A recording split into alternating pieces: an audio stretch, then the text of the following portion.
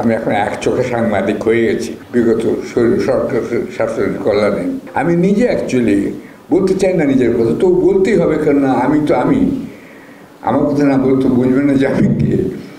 আমার নিজের বাম কান এবং বাম চোখ চলে গেছে, অর্থাৎ আমি এখন এক চোখে সাংবাদিক হয়ে গেছি সরকারের কল্যাণে, বিগত সরকার শাসনের কল্যাণে।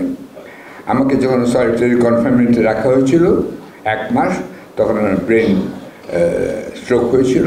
সেটার পরবর্তী ফল হচ্ছে এই, যেটা লন্ডনে নির্ধারিত করে বলা হচ্ছে, যে জন্য আমার প্রতি 3 মাস পরপর লন্ডনে ফিরে যেতে আমার উপর আদেশ আছে। যদিও আমি যাইনি, কারণ আমি চেয়েছি যে পত্রিকাটার সঙ্গে আমি 40 বছর যাবৎ সম্পৃক্ত ছিলাম বা ছিলাম না, অর্থাৎ যায় দিন সাপ্তাহিক, যায় দিন দৈনিক, যায় দিন প্রতিদিন এবং আরেকটা সাপ্তাহিক মৌচাকি দিন।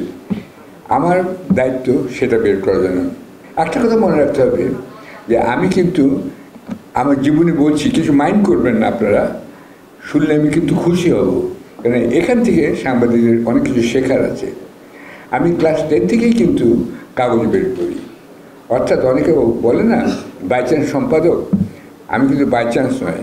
যারা বলে তাদেরই কিন্তু অনেকে বাই চান্স সম্পাদক। তারা রাজনৈতিক দলের নেতা বা কোনো পার্টির প্রধানমন্ত্রী, মুখ্যমন্ত্রী, অর্থমন্ত্রী ও বিদেশমন্ত্রী হওয়ার কথা ছিল, তারা সেখানে হতে পারেনি বলেই সাংবাদিকতায় চলে এসেছেন।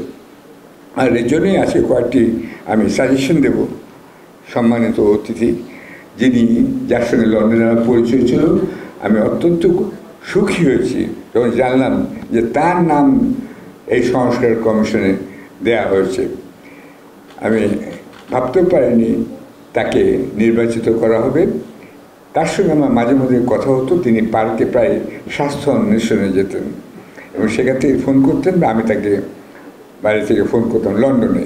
গত 8 বছরে তিনি একটি ভার নিয়েছেন, অত্যন্ত গুরুদায়িত্ব। তার সঙ্গে আপনারা সবাই সহযোগিতা করবেন সর্বাত্মকভাবে, এটাই আমার আশা, এবং তিনি সফল হবেন সেটাই আমার আশা।